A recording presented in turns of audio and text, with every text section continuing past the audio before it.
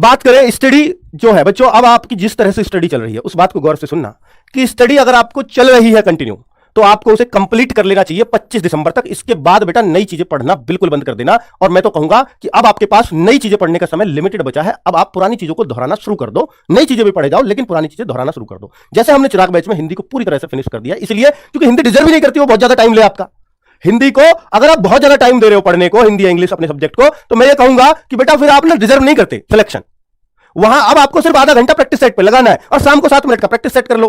वो भी नहीं देखना, मान लो वीडियो वाला भी मत देखो, शाम को 7 मिनट वाला प्रैक्टिस सेट तो कर सकते हो। कितना कम टाइम में कितनी अच्छी चीज हो रही है आपकी। वो तो रेगुलर करना, रोजगार विधन की टैब पर रोज 6:30 बजे मिलता है आपको, आज भी मिला है, फ्री ऑफ कॉस्ट है। ठीक है, चलो तो ये तो जरूर करते रहना। तो हिंदी को मैं मानता हूं कि आप अपनी उससे रिवीजन का टाइम खराब मत करो, सिर्फ मॉक लगाओ, खत्म करो। बात रहेगी 3 चीजों की, मैथ, रीजनिंग और जीएस। जीएस को बच्चा लगातार पढ़ के बहुत ज्यादा समय देता है। मैथ्स को मैं कह रहा हूं वो जो जीएस का समय लगा रहे हो उसको मैथ्स पे लगाना शुरू कर दो, क्योंकि बिना जीएस के हो सकता है सिलेक्शन हो जाए पर बिना मैथ्स के सिलेक्शन नहीं होगा। सर बिना जीएस के हो सकता है क्योंकि जीएस में जो अच्छा भी बच्चा करके आएगा वो 20 में से 12-13 करके आएगा, बहुत अच्छा भी।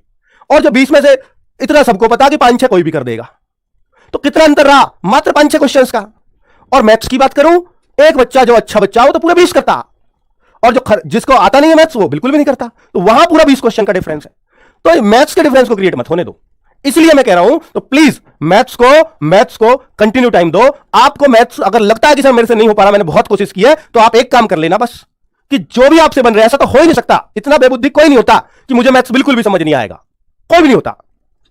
ठीक है, कि किसी भी टीचर का मैं पढ़ लूं मुझे एक भी क्वेश्चन समझ में नहीं आता, नहीं, ऐसा हो ही नहीं सकता, क्योंकि आपने अगर उसको हुआ नहीं बना रखा है। तो आप मैथ्स के उन चीजों को पढ़ो, जैसे कोई टीचर है किसी चैप्टर में वो 5 वीडियो बनाता है, लेकिन शुरू की 2 वीडियो उसकी बहुत आसान क्वेश्चंस की भी होती है।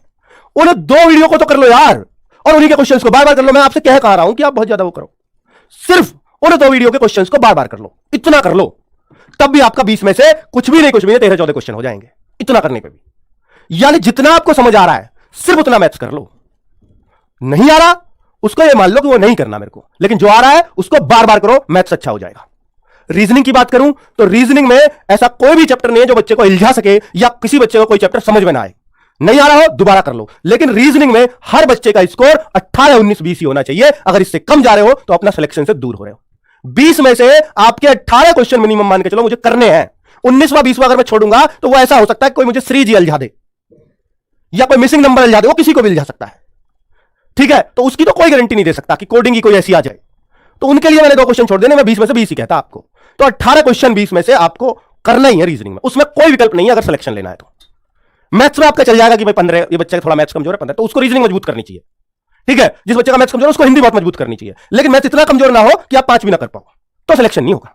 ठीक है, यह फैक्ट बात है बच्चों। और अगली बात करता हूं कि रिवीजन का आइडियल टाइम आपका 26 दिसंबर से जो फुल कुछ भी नया नहीं पढ़ना, सिर्फ रिवीजन करना है। इस दौरान तो कुछ भी नया मत पढ़ना बच्चों, नया पढ़ना हो सब यहां तक कर लेना, खत्म। यह भी कम टाइम है क्योंकि हमारा टाइम ही कम है, इस बार टाइम ही बहुत कम दिया। एक तो फैक्टर यह भी है, कम कट ऑफ जाने का फैक्टर यह भी तो रहेगा, इस बार टाइम ही कहा दिया है एसएससी ने एग्जाम की तैयारी करने का बच्चों को। यार 1.5-2 महीने में एग्जाम ले रहे हैं, बताओ हद होती है। आगे आ जाओ, करंट अफेयर्स जुलाई 2021 से नवंबर 2022 तक पढ़ लेना, इससे अलग नहीं जाएगी। 2021 चूंकि एसएससी है, ये 2021 में चली जाती है, बशर्ते कोई बीच में बहुत इंपॉर्टेंट घटना ना हुई हो, तो वो तो हिस्ट्री बन जाती है, फिर तो वो पूछी जा सकती है।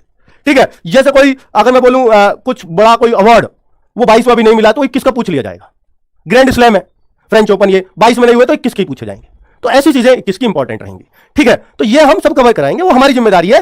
सोनवीर सर बहुत अच्छे से लेके चलते हैं, इसमें कोई शक नहीं है। लेकिन आप सोचो करंट अफेयर्स कितना पूछा जा सकता है 20 में से, तो मैं ये आपसे फिक्स कह सकता हूं कि 3 से 5 क्वेश्चन के बीच कितने भी पूछे जा सकते हैं, कितने भी, 3 तो कम से कम है ही।